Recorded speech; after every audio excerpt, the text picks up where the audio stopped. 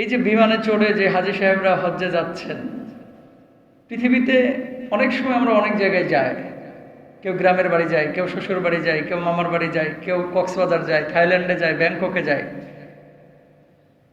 আনন্দ বা উদযাপনের জন্য পৃথিবীর নানান জায়গায় আমরা সফর করি, কিন্তু পৃথিবীর বুকে মুমিনের সবচেয়ে শ্রেষ্ঠ সফর হচ্ছে বাইতুল্লাহর দিকে সফর। ঠিক কিনা? মন চায় না যাইতে? আল্লাহ সবাইকে বাইতুল্লাহ কবুল করুন, বলুন আমিন। হুজুর, সংসারই চালাইতে পারতেছি না, বাইতুল্লাহ যাব কিভাবে? আল্লাহর যদি ইশারা হয় তাহলে টাকা লাগবে না, টাকা লাগবে না, কোত্থেকে আল্লাহ সুবহানাহু ওয়া তাআলা ব্যবস্থা করে দেবে কল্পনা করতে পারবেন না। টাকা থাকলে কি হজ করা যায়? এলাকায় খেয়াল করে দেখবেন অসংখ্য মানুষ আছে যার টাকার অভাব নাই, কিন্তু অন্তরের মধ্যে চিন্তাই জাগে না যে বাইতুল্লাহ যাব। কথা বলেন না কেন? ওর চিন্তা জাগে থাইল্যান্ডে যাব, চিন্তা জাগে ব্যাংককে যাব, চিন্তা জাগে ওই চীনে যাব, মানে চিন্তায় আসে না যে বাইতুল্লাহ যাব। আমাদের বাংলাদেশি মানুষের ইমোশনের চাইতে ইন্দোনেশিয়ান হাজি যারা, তাদের ইমোশন অনেক বেশি।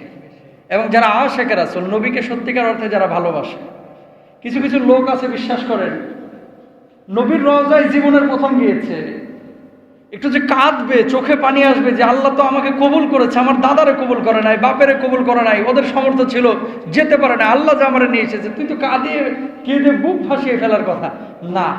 আল্লাহর হাবিবের রওজায় যাচ্ছে সালাম দেওয়ার জন্য, রওজার দিকে তাকানোর আগে পকেট থেকে মোবাইল বাইর করে শুরু হয়ে গেছে। কথা বলেন না কেন?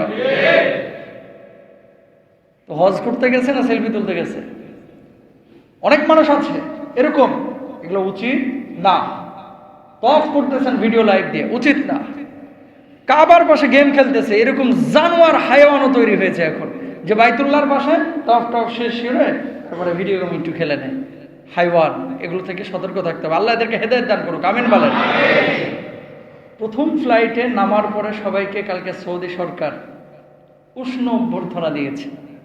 ওদের ট্র্যাডিশন, একটু খেজুর দেয়, একটু পানি দেয়, জমজমের পানি, গলায় একটা মাফলারের মতো দেয়, তারপরে তাদেরকে ওয়েলকাম করে। এই অভ্যর্থনাটা পৃথিবীতে একটা জান্নাতি অভ্যর্থনা। আলহামদুলিল্লাহ বলেন না?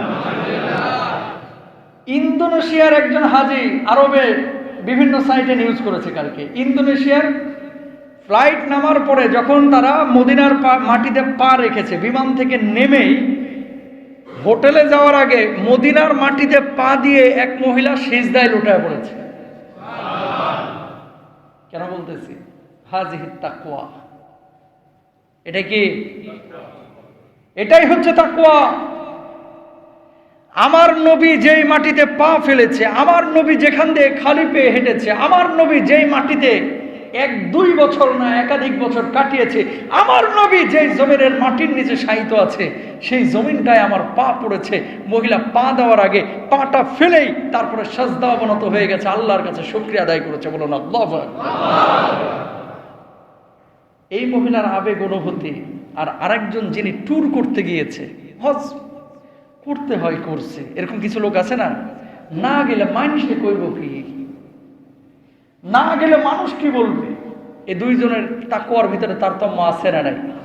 আছে। প্রিয় ভাইরা আমার, যে কথা বলছিলাম, আমাদের প্রত্যেকটা আমলের ক্ষেত্রেই প্রয়োজন আগে আমাদের ইখলাস ঠিক করা, তাকওয়া ঠিক করা।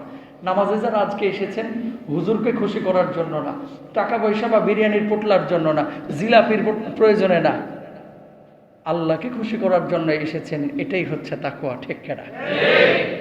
তো প্রিয় ভাইরা আমার, প্রত্যেকটা আমল আমরা চেষ্টা করব।